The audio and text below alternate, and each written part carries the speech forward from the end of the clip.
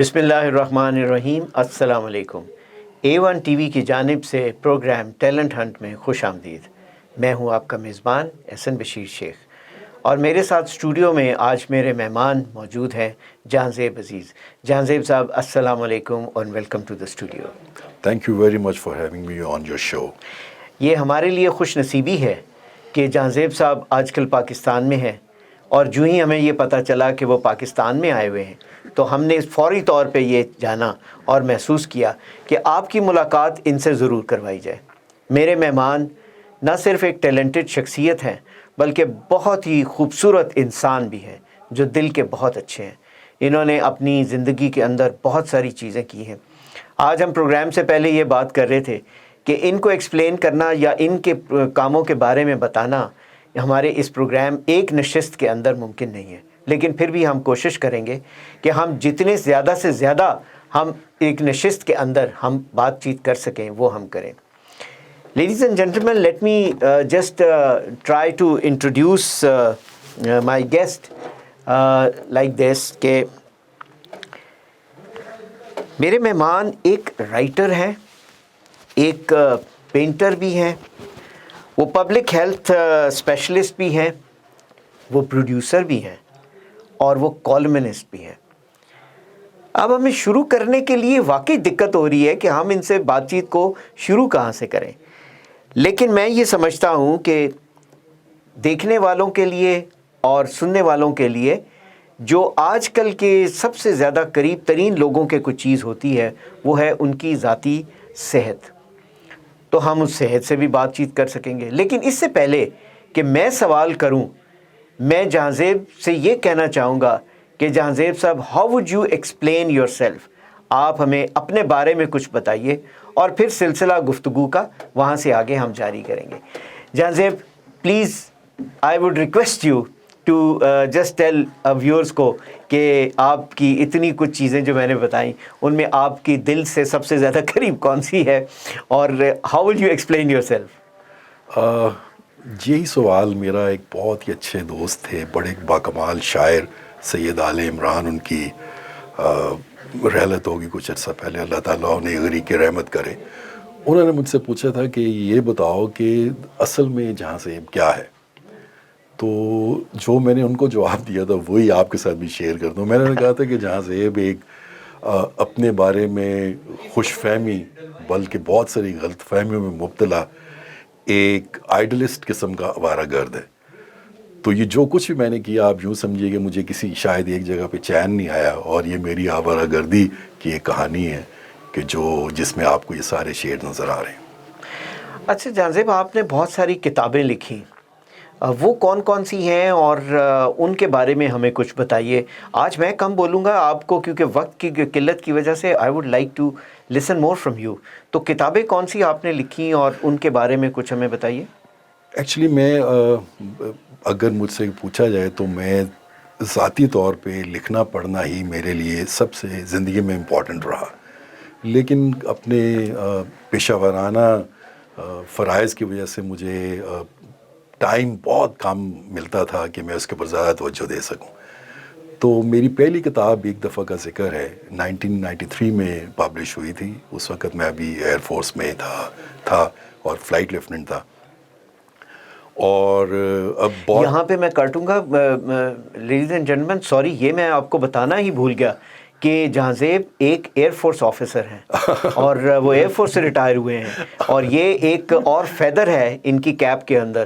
سو ہم ان کے جو کچھ ایئر فورس میں کرتے رہے اس کی کہانی بھی سنیں گے۔ جی پلیز کنٹینیو۔ تو یہ 1993 میں پبلش ہوئی تھی اور بہت اچھی گئی تھی۔ ابھی یہ ہے کہ اس وقت یہ ابھی آؤٹ آف پرنٹ ہو چکی ہے، اتنا عرصہ ہو گیا، تو اس کا نظر ثانی شدہ ایڈیشن جو ہے وہ بھی میرا ارادہ ہے کہ ویسے تو کووڈ سے پہلے آ جانا چاہیے تھا، but because of the Covid نہیں آ سکا، تو اب یہ اس کا ایک نیا ایڈیشن جو ہے وہ بھی آنے والا ہے ان کپل آف منتھس۔ پھر اس کے بعد میرا ایک ناول تھا جو کہ میں نے اپنی مادری زبان پنجابی اور پٹواری میں لکھا تھا، جس کا نام تھا سجری سویر۔ تو اس ناول کے اوپر 1998 میں پی ٹی وی سے ایک ڈرامہ سیریل بھی آن ایئر گئی تھی، جس کے لیے مجھے ریجنل ایوارڈ کے لیے بھی نامنیٹ کیا گیا تھا۔ وہ تھا. پھر اس کے علاوہ پھر میں نے ایک اور ریسنٹلی تجربہ کیا کہ آپ سب لوگوں نے عمران سیریز ابن صفی کی پڑھی ہوگی, تو میں نے اس کو ایک ری بوٹ کیا ہے. وہ بھی اللہ کے فضل سے بھی ایک تقریباً وہ بیسٹ سیلر ہو چکی ہے. اس کا بھی میں پارٹ 2 لکھ رہا ہوں. اس کے ساتھ ساتھ یہ ہے کہ میں نے بہت سارے ڈاکومنٹریز کے اسکرپٹ لکھے ہیں. ابھی ایک میں آپ کے ساتھ بات کرتے ہوئے آپ کے ساتھ یہ کنورسیشن ہوئی تھی کہ میں ایک فلم بھی لکھ رہا ہوں. ماشاءاللہ. اور یہ فلم ایک پاکستان ایئر فورس کے ہیرو کے بارے میں ہے, سرفراز رفیقی. دیکھیے کہ اس کو میں کب تک اچیو کر سکتا ہوں. اچھا, یہ تو آپ نے بڑا شارٹ کٹ طریقے سے ہمیں اپنی کتابوں کے بارے میں بتایا, اور یقیناً چونکہ پروگرام کا وقت ہی اتنا کم ہے. آپ ایک براڈ کاسٹر بھی ہیں اور ایک پروڈیوسر بھی ہیں, تو وہ کیسے آپ ہمیں بتائیے اس کے بارے میں کہ یہ سفر میں کیا ہوا, اور how did you become a broadcaster and a producer? یہ میں نے اپنی ایئر فورس کے جو آخری جو سال تھے 6-7 سال, وہ میرے پاکستان ایئر فورس کے شعبہ تعلقات عامہ, یا جس کو آپ ISPR کے جو ایئر ونگ تھا اس میں گزرے تھے. تو وہاں پہ مجھے ایک موقع ملا کہ میں کچھ کریٹو کام اور پاکستان ایئر فورس کے لیے میں نے پھر وہاں پہ بہت سارے جسے آپ کہتے ہیں سانگز یا ترانے کہتے ہیں, وہ میں نے پروڈیوس کیے. لیکن اس میں جو سب سے بڑا کام میرے ISPR کے دنوں میں ہوا وہ تھا ڈرامہ سیریل شاہ پر, اور دیٹ آئی پروڈیوسڈ. لیکن اگر آپ یاد کریں کہ اس زمانے میں ISPR میں بہت ہی پروفیشنل قسم کے سارے آفسز تھے, اور آرمی نے اس زمانے میں الفا براوو 40 پہلے سنہرے دن اور پھر الفا براوو 40 پروڈیوس کیا. ایئر فورس نے شاہ پر پروڈیوس کیا, اور نیوی سے میرے خیال میں سمندر جاگ رہا ہے وہ پروڈیوس ہوا تھا. اب مزے کی بات یہ ہے کہ اس زمانے میں آرمی کے ISPR میں بریگیڈیئر سولت تھے, کرنل اشفاق تھے, کرنل چشتی تھے, اور بھی دوست تھے. لیکن یہ سب کے سب کرنل اشفاق اور بریگیڈیئر سولت جو ہیں وہ پبلشڈ رائٹر ہیں اور بہت مقبول رائٹر ہیں.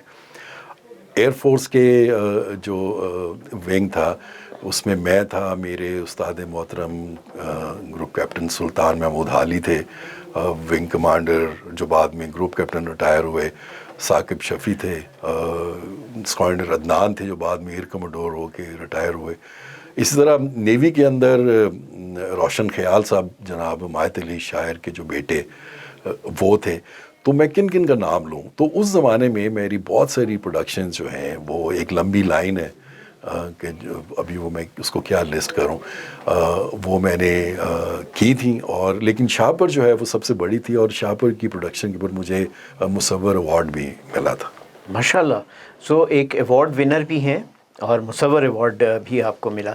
اچھا, میں یہ اس کے بارے میں اور بات چیت کروں گا. تب کا پروڈکشن اور آج کل کی پروڈکشن, ابھی کافی سارے سال گزر گئے اور بہت ساری تبدیلیاں بھی آئیں اور جدت بھی آئی. اب پرائیویٹ چینلز بھی بہت آئے اور پروڈکشنز بھی بہت ساری ہوئی ہیں, اور کچھ تنقید بھی آنی شروع ہوئی ہے بہت ساری باتوں کے اوپر کہ اب آج کل کے جو ڈراماز ہیں یا پروڈکشنز ہیں وہ اس معیار کی نہیں ہیں جو کہ ہونی چاہیے, جس میں کردار جو دکھائے گئے ہیں یا دکھا رہے ہیں وہ ہماری سوسائٹی کی مطابقت میں نہیں ہیں. تو آپ چونکہ ایک پروڈیوسر بھی ہیں, ایک لکھاری بھی ہیں اور سوچ والے انسان ہیں, آپ کیا سمجھتے ہیں کہ کیا ہمارا میڈیا اور ہم درست سمت کی طرف جا رہے ہیں, یا ہمیں تبدیلی کی ضرورت ہے اس کے اندر, اور اگر تبدیلی کی ضرورت ہے تو وہ کیا ہے؟ دیکھیے, یہ نا ایک بہت ہی لمبی اور بڑی بور اور کٹھن قسم کی ڈسکشن ہے. وہ اس لیے کہ یہ کہنا کہ ہم غلط سمت جا رہے ہیں شاید یہ صحیح نہیں ہوگا, کیونکہ یہ ایوالو ہوتا ہے. جب ہم کام کر رہے تھے یا مجھ سے جو پہلے جب لوگ کام کر رہے تھے اس وقت میڈیا اور طرح کا تھا. اب میڈیا چینج ہو چکا ہے, خاص طور پر الیکٹرانک میڈیا. پھر آپ یہ بھی دیکھیے کہ 2005-06 سے پہلے تک پروڈکشن جو تھی, خاص طور پہ جو براڈ کاسٹ لیول کی پروڈکشن تھی, وہ بہت ہی مہنگا ہوتا تھا, کیمرے بہت مہنگے تھے وغیرہ وغیرہ وغیرہ, اور آپ کو بڑے ہی ایلیبریٹ قسم کے اسٹوڈیوز چاہیے تھے پوسٹ پروڈکشن کے لیے. اب جو ہے وہ شاید ایکوپمنٹ اتنا مہنگا نہیں رہا, اور پلس یہ ہے کہ جو را مٹیریلز ہیں وہ بھی پہلے ٹیپس ہوتی تھیں, یا اگر آپ فلم بنائیں تو پراپر 35mm کے رولز ہوتے تھے, وہ بڑی مہنگے پروڈکٹس تھے.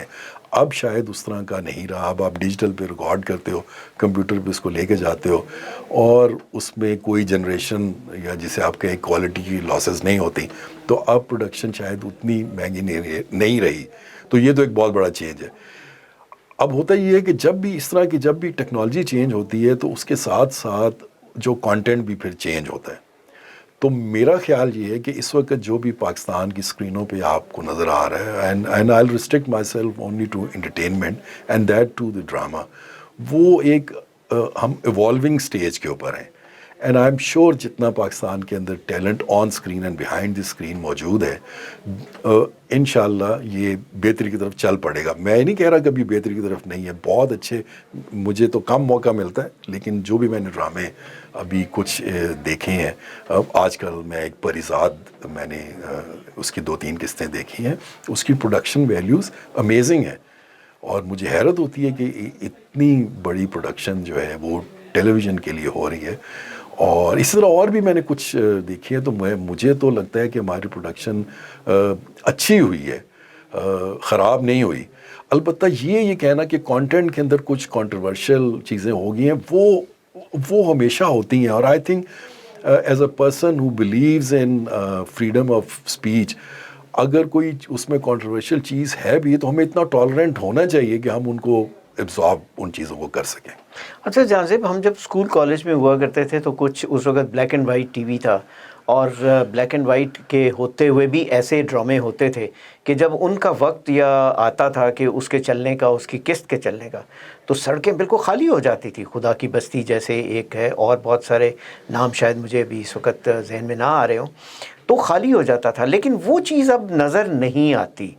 میرا کہنے کا ایک مقصد ایک یہ بھی ہے کہ کیا درست ہے, انٹرٹینمنٹ تو اچھی آ رہی ہے, لکھ رہے ہیں لوگ, اچھا بنا رہے ہیں, لیکن کچھ ایسے کردار بھی ہیں جو کہ سامنے لوگ لا رہے ہیں جو سوسائٹی کے وائسز ہیں, ایولز ہیں. کیا ان کو اتنی پذیرائی یا دینا یا ان کو سامنے لانا, کیا یہ درست ہوگا؟ کیونکہ آپ ہیلتھ سے بھی منسلک ہیں, لیکن خیر وہ تھوڑا سا ڈیفرنٹ شعبہ ہے. آپ نے شاید ایڈز اور HIV کے اوپر پبلک ہیلتھ سروسز کے اندر بھی کام کیا ہے, اور وہ بھی ہم آپ سے سننا چاہیں گے کہ وہ کیا کام تھا. اس کے بارے میں بتا کے پلیز ہمیں پبلک ہیلتھ سروسز کے بارے میں بھی بتائیے. اچھا, سب سے پہلے تو میں یہ کہوں گا کہ میں اتنا پرانا نہیں ہوں, آپ بلیک اینڈ وائٹ کے زمانے کے ہوں گے, میں اتنا پرانا نہیں, میں نے تو رنگین ٹی وی دیکھا ہے. لیکن ہاں یہ سچی بات ہے کہ واقعی یہ میں نے بھی نوٹ کیا ہے 80s میں جب میں بڑا ہو رہا تھا, تو کچھ ایسے ڈرامے ایسے ہوتے تھے کہ بازار سنسان ہو جاتے تھے. میرا اپنا جو شاہپور کی قسط نمبر یہ 6 قسطوں کا ڈرامہ تھا, اس میں جب 5ویں قسط کی سنہرے دن بہت تھا, وہ نہیں لوگ مس کرتے تھے. نہیں, میں سنہرے دن بہت بڑی, اس کے اندر بھی ہوتا تھا. میں آج کل ایک وہ نگار بڑا بہت خوبصورت ڈرامہ وہ چل رہا ہے, اس کی بڑی دھوم سننے میں آ رہی ہے. اچھا, میں نے وہ جن صاحبہ کے بارے میں جی وہ میں رکو نہیں دیکھ پایا. لیکن یہ کہ یہ جب ڈرامے تھے تو اس کی بڑی سالڈ ویورشپ ہوتی تھی. اس کا میرے خیال میں سب سے بڑی ریزن یہ تھا کہ اس وقت 2 چینلز تھے, یا ایک تھا, پھر بعد میں 2 ہو گئے تھے, NTM اینڈ PTV. تو لوگوں کے پاس چوائس ہی نہیں ہوتی تھی, تو اس میں پھر جو بھی پرائم ٹائم کے اندر جو چیز بھی چلتی تھی تو لوگ وہ دیکھا کرتے تھے. اور پھر یہ میں نے ضرور دیکھا ہوا کہ جب میں چھوٹا تھا تو ٹی وی جو ہے وہ تقریباً 4 بجے شروع ہوتا تھا اور 11 بجے ختم ہو جاتا تھا. تو وہ اس طرح تھا کہ ظاہر ہے جب آپ کے پاس کم مسالہ ہوگا تو آپ اسی میں سے زیادہ اس کو گین کرنے کی کوشش کریں گے. ابھی اس وقت یہ ہے کہ ہمارے پاس نہ جانے کتنے چینلز ہیں اور اس پہ پتہ نہیں کتنا کانٹینٹ آ رہا ہے. تو جب والیوم بڑھ جاتا ہے تو ظاہر ہے اس کا کوالٹی پہ بھی اثر پڑتا ہے. یہ تو سیدھا اصول ہے. تو جب ایک ہو تو اس کے اندر کوالٹی بھی بڑھ جاتی ہے.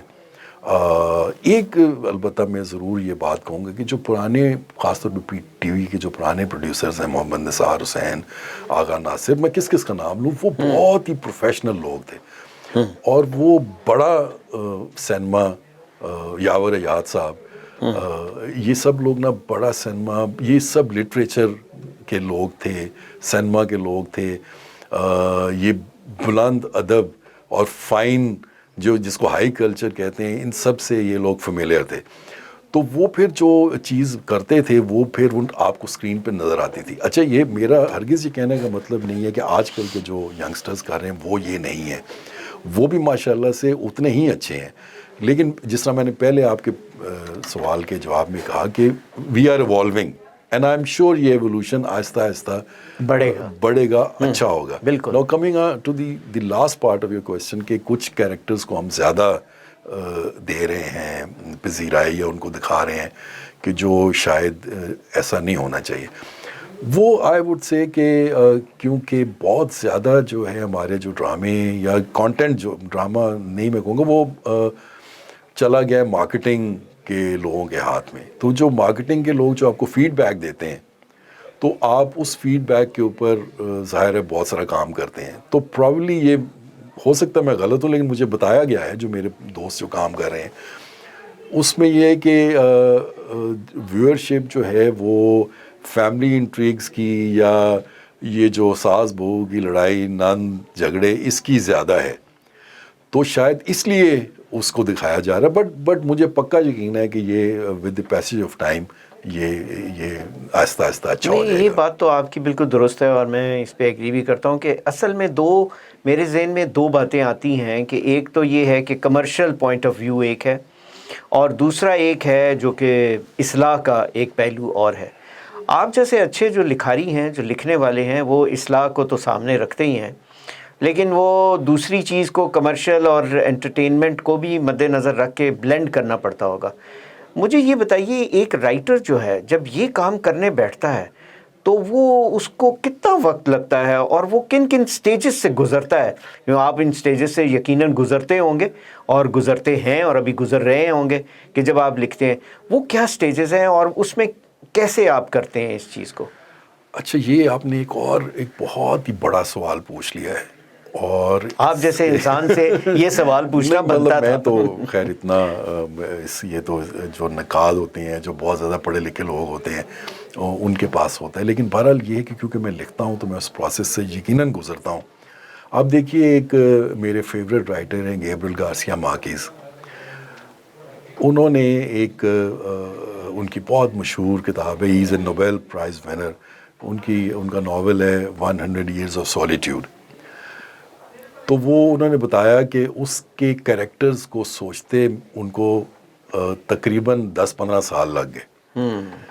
تو اب جو پروز، میں اب ٹی وی ڈرامے کی بات نہیں کر رہا یا میں فلم کی بات نہیں کر رہا، میں بالکل پروز کی بات کر رہا ہوں. جو پروز ہے، اور خاص طور پہ جو ناول ہے یا لانگر ورژن آف پروز ہے، وہ تو ایک بہت ہی کمپلیکس فنومنا ہے، اور اس کو لکھنے میں آپ کو اپنے کریکٹرز کے ساتھ بڑے لمبے عرصے تک رہنا پڑتا ہے. ان کے کریکٹر بنانے پڑتے ہیں، ان کی بیک سٹوریز کریٹ کرنی پڑتی ہیں، ان کے سینیریوز بنانے پڑتے ہیں، تو پھر آپ لکھ پاتے ہو. میں بہت فخر سے کہہ سکتا ہوں کہ میرے جو مینٹور تھے وہ سید ضمیر جعفری اور محمد خالد اختر. بہت بڑے نام. تو محمد خالد اختر یہ کہا کرتے تھے کہ اگر آپ نے 1 صفحہ لکھنا ہے تو آپ کا 100 صفحے کا مطالعہ ہونا چاہیے. تو جب تک آپ خود نہ پڑھو اس تک آپ اچھا ادب نہیں لکھ سکتے.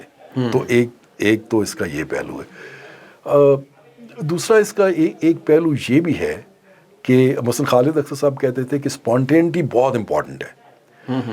اب اسپونٹینٹی آپ نے، اس کا مطلب یہ ہوا کہ آپ کے اندر اتنا، آپ نے اپنے کیریکٹرز کو، اپنی کہانی کو، جو کچھ بھی آپ نے اتنا سمو لیا کہ جب آپ لکھنے پہ آؤ تو یہ نہ ہو کہ آپ اس کو یعنی کہ 1 صفحے کو جو ہے 100 دفعہ لکھو. وہ اسپونٹینیس ہونا چاہیے. لیکن اس کی ایک اور مثال جو ہے وہ شفیق الرحمان صاحب تھے، جن کا میں بہت بڑا مداح ہوں. تو شفیق صاحب جو ہے وہ آئی ایم شیور بہت سارے آپ کے ناظرین کو پتہ بھی ہوگا کہ وہ پینسل سے لکھتے تھے، وہ پین سے نہیں لکھتے تھے، اور وہ اپنی تحریر کو کم از کم نہیں 3 سے 4 دفعہ لکھا کرتے تھے. اور انہوں نے مجھے خود کہا کہ جی میں جب تک ایک ایک لفظ سے مطمئن نہیں ہو جاتا میں اس تک اس کو فائنل نہیں کرتا. لیکن اگر آپ ان کی آپ تحریریں پڑھیں تو وہ لگتا ہے کہ انتہائی اسپونٹینیس ہے. تو یہ ایک بڑا کمپلیکس سوال ہے, اور یہ میرا نہیں خیال کہ اس کا ہم اس چھوٹے سے پروگرام میں کر سکتے ہیں. یہ زیادہ لمبی گفتگو. لیکن میرا خیال ہے کہ آپ نے اس کو بہت اچھی طرح سے ایکسپلین کیا ہے, اور یہی چیز درست بھی ہے, اور ایک رائٹر سے ہی یہ بات معلوم ہو سکتی ہے. تھوڑا سا ذرا ٹرن لیتے ہیں اور آپ کی ذرا ذاتی زندگی کے بارے میں بھی آپ سے تھوڑا پوچھتے ہیں کہ کھانے پینے کا تو شوق ہے ہی ہے آپ کو, اور کون سی چیز آپ زیادہ پسند کرتے ہیں؟ اچھا, اس لیے یہ وہ سوالات ہیں کیونکہ اگلا سوال جو ہے وہ شاید آپ بھانپ گئے ہیں کہ جو میں آپ سے پوچھنے والا ہوں کہ بھابھی آپ سے کس چیز کی خواہش کرتی ہیں کہ کبھی کبھی آپ یہ بھی بنا کے کھلا دیں, کیونکہ آپ یقیناً کچھ تو ہمارے جو بھی یہاں پہ گیسٹ آئے ہیں انہوں نے یقیناً ایک دفعہ ضرور یہ بتایا کہ ان کو کیا پسند ہے, اور کیا وہ خود بھی کچھ بناتے ہیں کہ نہیں. دیکھیے مطلب کہ یہ وہ سوال ہے جو میں نے شفیق الرحمان صاحب سے کیا تھا. اچھا, جب وہ I think it was early 90s, تو انہوں نے مجھے جواب میں کہا کہ یار میں اسی وجہ سے نا لوگوں کو انٹرویو نہیں دیتا کہ پھر وہ ایسے سوال پوچھتے ہیں. تو بہرحال مجھے ویسے کھانے پینے کا بہت شوق ہے, اور میں کیونکہ پوری دنیا میں گھومتا پھرتا رہتا ہوں تو جہاں بھی جس جگہ جاتا ہوں تو وہاں کا کھانا ضرور ٹرائی کرتا ہوں. مجھے لیبنیز کھانا بہت پسند ہے, مجھے اسٹیکس بہت اچھے لگتے ہیں. پاکستانی کھانا مجھے ازبک کھانے بہت پسند ہیں, پلاؤ, اور پاکستانی ہمارا جو دیسی کھانا ہے سرسوں کا ساگ اور مکئی کی روٹی, وہ مطلب میں بہت انجوائے کرتا ہوں. نہاری جو ہے وہ مجھے بہت پسند ہے, جو میرے دوست ہیں وہ جانتے ہیں. تو کھانا جو ہے اچھا کھانا ڈیفینیٹلی اس کا مجھے بہت شوق ہے. خوش خوراکی جو ہے وہ بہت ضروری ہے. وہ آپ کو نظر بھی آ رہی ہوگی. ایسے یقیناً, اور ایسے کام کے اندر خوش خوراکی نہ ہو تو انسان اتنی سوچ نہیں رکھ سکتا, کیونکہ جو کام آپ کرتے ہیں اس میں ذہنی طور پر انسان کو بہت زیادہ سٹرینس ہونا پڑتا ہے. اچھا, اب ہم آپ سے ایک اور آپ کی جو پہلو ہے زندگی کا, وہ لکھنے کے ساتھ, پروڈکشن کے ساتھ, اور ان کے ساتھ منسلک بھی ہے تھوڑا سا, اور تھوڑا سا ایک ہابی بھی ہے, اور وہ ہے پینٹنگ. آپ پینٹنگ بھی کرتے ہیں؟ جی ہاں, میں پینٹنگ شاید وہ چیز ہے جو میں بچپن سے کر رہا ہوں. اور اس کو میں واقعی یہ ایک طرح کا آپ یوں سمجھیے کہ میرے لیے جسے آپ کہتے ہیں نا کہ سکون لینے کے لیے, ایک جب میں بہت زیادہ ٹینس ہو جاتا ہوں یا کو بہت زیادہ ڈسٹرب ہو جاتا ہوں تو یہ میری ایک تھیراپی ہے فار مائی اون سیلف. تو میں پینٹ کرتا ہوں and I really enjoy doing it. اس میں یہ ہوتا ہے کہ پہلے تو خیر نہیں, لیکن پچھلے کچھ چند سال سے کچھ لوگ خرید بھی لیتے ہیں جو ایسے اللہ نے خوش رکھے. تو ایک ایگزیبیشن بھی میں نے کروائی تھی, لیکن اصل میں سچ بات یہ ہے کہ میں پینٹنگ ایک ایسا کام ہے جس کو میں بہت انجوائے کرتا ہوں, لیکن میں اس کو پورا وقت دے نہیں سکا, کیونکہ میرے خیال میں جو پینٹنگ جو ہے یہ بہت ہی باریک کام ہے اور اس میں بہت وقت دینا پڑتا ہے. اس کی بہت ساری ٹیکنیکلٹیز ہیں اور ان ٹیکنیکلٹیز کو سیکھنا بہت ضروری ہے. اب میں وہ ہوں کہ جو بچپن سے آئی ایم سرگودین, میں پی ایف کالج سرگودا میں گیا, وہاں سے ایئر فورس اکیڈمی میں چلا گیا, پھر فوج میں چلا گیا. تو مجھے کسی پراپر انسٹیٹیوٹ میں جا کے موقع نہیں مل سکا. اگر موقع ملتا تو میں یقیناً اس کو سیکھتا. اچھا جازب, یہ بتائیے کہ جو کام یہ لکھنے والے کرتے ہیں ان کی زندگی کا یا ان کی شخصیت کا ایک اور پہلو بھی میرے مشاہدے میں بہت آیا, وہ بہت حساس ہوتے ہیں. تو کیا آپ اس سے ایگری کرتے ہیں کہ ہر لکھنے والا بہت حساس ہوتا ہے, اور اگر وہ حساس نہ ہو تو وہ کیا اچھا لکھنے والا نہیں بن سکتا؟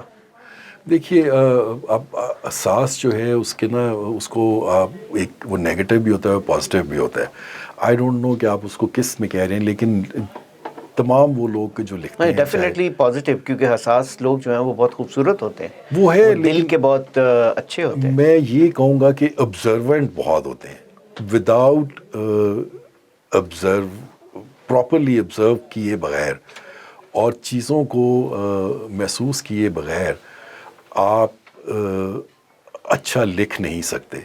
اور ظاہر ہے یہ کہ دیکھیے کوئی چیز اگر غلط ہو یا صحیح ہو، جب تک آپ اس کو محسوس نہیں کریں گے، ایک اور لیول پہ جا کے اس کو محسوس نہیں کریں گے تو آپ اس کو لکھ نہیں سکتے. سیدھی سیدھی بات تو ہر کسی کو پتہ ہوتی ہے، لیکن اسی ہی میں سے کچھ اس کے اور اینگلز تب ہی تلاش کر سکتے ہیں کہ جب اس میں زیادہ آپ انفارمیشن آپ کے پاس موجود ہو، تو مے بھی اس کو لوگ حساس کہتے ہوں. اچھا، پروگرام کا وقت کیونکہ بڑی تیزی کے ساتھ اور اتنی خوبصورت گفتگو ہوتی جا رہی ہے اور بہت کم ہوتا جا رہا ہے، اس سے پہلے کہ پروگرام کا وقت ختم ہو جائے مجھے بہت سارے اور سوال اور چیزیں آپ سے پوچھنی ہیں.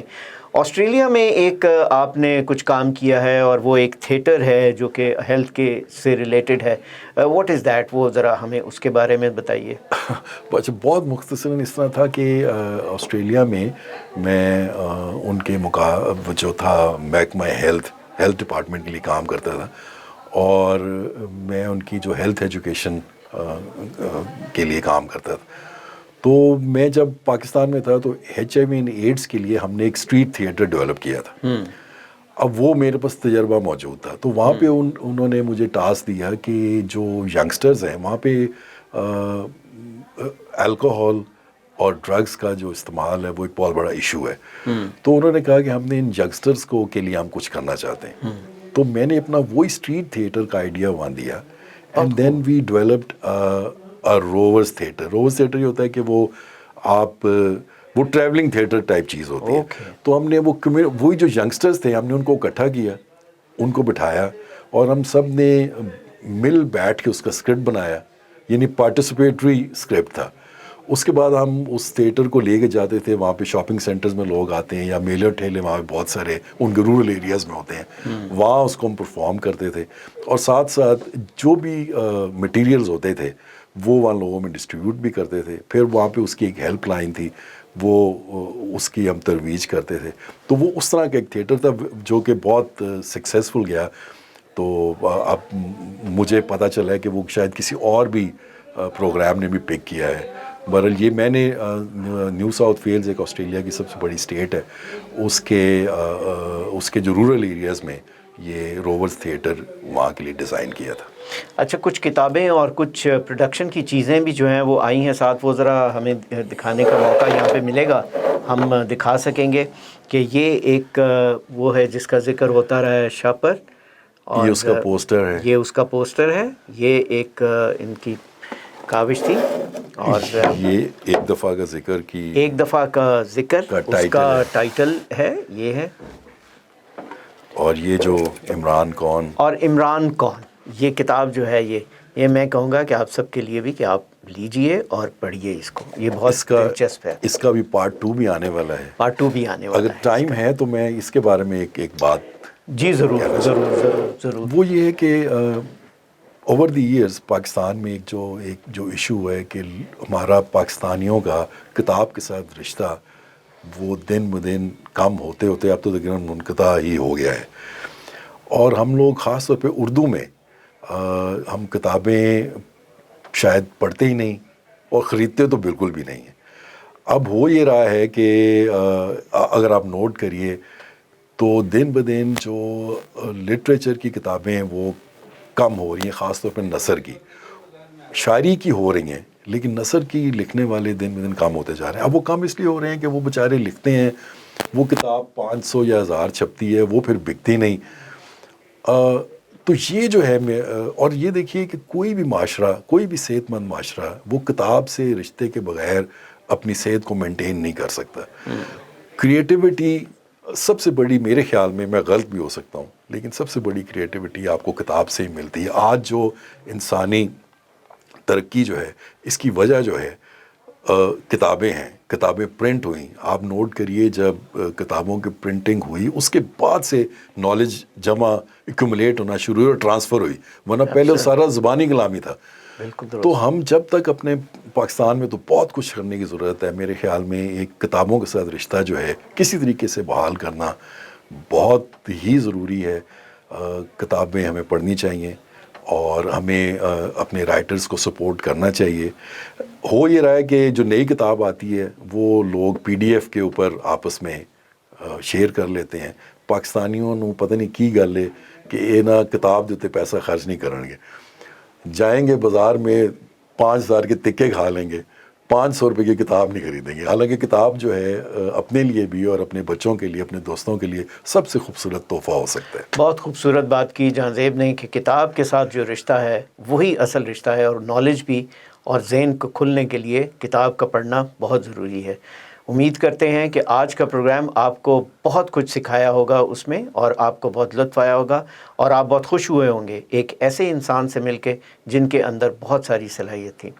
جہاں زیب عزیز, میں آپ کا شکریہ سر ادا کرتا ہوں کہ آپ ہمارے اسٹوڈیو میں تشریف لائے, آپ نے اپنی مصروفیت میں سے وقت نکالا. اب جب آپ دوبارہ پاکستان میں ہوں گے تو ہم آپ سے دوبارہ نشست کے لیے, اس وقت تک عمران 2 بھی آ چکا ہوگا, اور ہمارے پاس پھر اور گفتگو کرنے کے لیے بہت کچھ جو رہ گیا ہے اس میں ہم کریں گے. اس کے ساتھ ہی آج کے پروگرام کا وقت ختم ہوا جاتا ہے. مجھے احسن بشیر شیخ کو اجازت دیجیے. اللہ نگہبان.